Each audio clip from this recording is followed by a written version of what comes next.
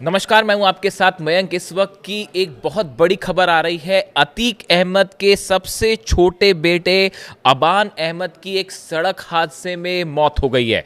देखिए, झांसी में ये हादसा हुआ है और बताया जाता है कि कार जो है वो डिवाइडर से टकरा गई और उसके बाद अतीक अहमद के जो छोटे बेटे अबान अहमद की इस एक्सीडेंट में मौत हो गई है।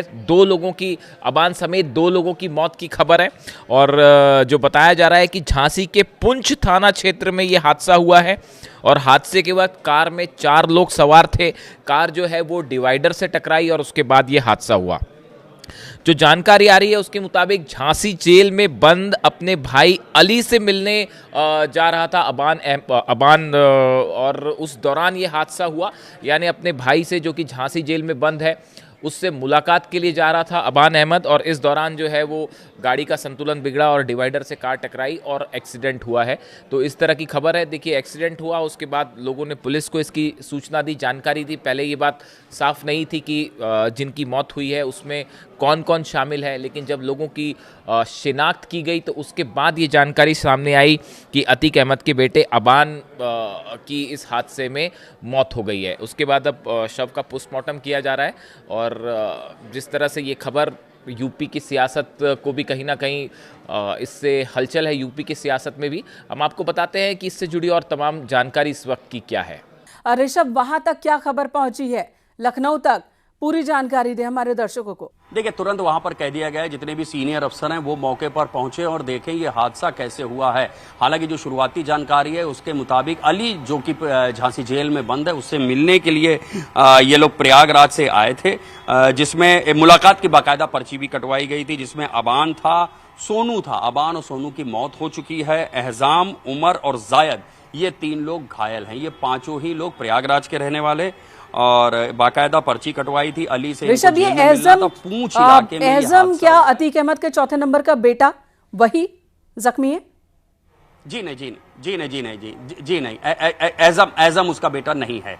उसका बेटा नहीं था। सिर्फ इन 5 में सिर्फ एक अबान जो नाम है वो बेटा था अतीक अहमद का। इसका एक जुड़वा भाई भी है, लेकिन जुड़वा भाई इसमें, दूसरा वाला भाई इसमें नहीं है। ये 5 लोग थे। क्रेटा कार बताई जा रही है जिसमें 5 लोग थे, जिसमें सोनू, अबान, एहजाम, उमर और जायद। तो एहजाम, उमर, जायद, ये 3 लोग इसमें घायल हैं।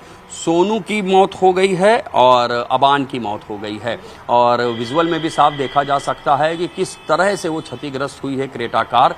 इन लोग ने बाकायदा मुलाकात की पर्ची कटवाई थी। झांसी जेल में अली बंद है, उससे ये लोग मिलने जा रहे थे, जो बताया गया है। हालांकि अभी अथॉरिटीज कंफर्म नहीं कर पाई हैं मिलने जा रहे थे या मुलाकात करके वापस लौट रहे थे और सामने कोई जानवर आ गया है या बाइक आ गई है, उसको बचाने के लिए ये गाड़ी डिवाइडर में लड़ी है जाकर। और जैसा साफ साफ विजुअल में भी दिख रहा है कि बाईं तरफ का पूरा हिस्सा और सामने का भी बड़ा हिस्सा जो है वो इस टक्कर से डैमेज हुआ है और इसी एक्सीडेंट में इस अबान की मौत हो गई है, सोनू की मौत हो गई है और बाकी 3 लोग घायल हैं। ये बताया जा रहा है इन तीनों को कहाँ ले जाया गया, किस हॉस्पिटल में है या फिर उपचार के बाद इन्हें डिस्चार्ज कर दिया गया, इस बारे में कोई खबर मिली है क्या कि इन्हें कितनी चोट आई है?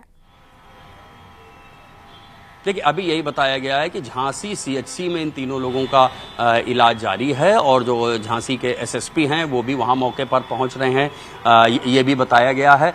और यहां से भी अधिकारियों को ये ताकीद दी गई है कि सब मौके पर पहुंचें और चूंकि मामला अतीक अहमद के बेटे से जुड़ा हुआ है, जाहिर सी बात है कि आगे कुछ सवाल भी उठाए जा सकते हैं। तो इस पूरे एक्सीडेंट की बहुत ही गहनता से जांच करने के लिए भी इशारा कर दिया गया है। इसीलिए एसएसपी खुद मौके पर पहुंच रहे हैं और वो वहां पर देखेंगे। फॉरेंसिक की टीम को बुलाने के लिए भी कहा गया है।